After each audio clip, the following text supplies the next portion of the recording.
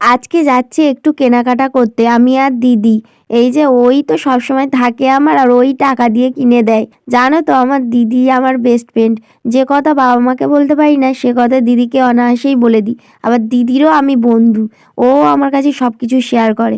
তো চলে এসেছি, এসে আবার একটা কাণ্ড ঘটলো, ব্যাগটা ছিঁড়ে গেল। ওই জন্য আবার ব্যাগটা সেলাই করে নিলাম। চলো এবার বাজারের দিকে যাই।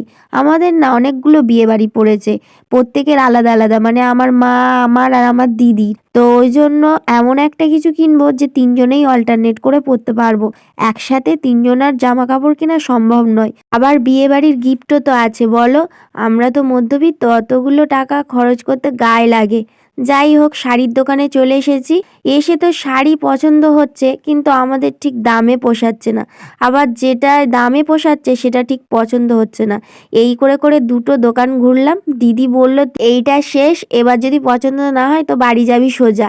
ওর ওই অতগুলো দোকান ঘুরে ঘুরে জিনিস দেখে না কিনলে খারাপ লাগে, বুঝলে। তো শেষমেশ একটা শাড়ি পছন্দ হলো, এই যে কেনাও হয়ে গেছে। চলো, আসার পথে দুটো ক্লিপ কিনে নিলাম দুজনার জন্য। ক্লিপগুলো না বড্ড ভাঙে। এবার বাড়ির দিকে যাব, তো আজকের মতো টাটা।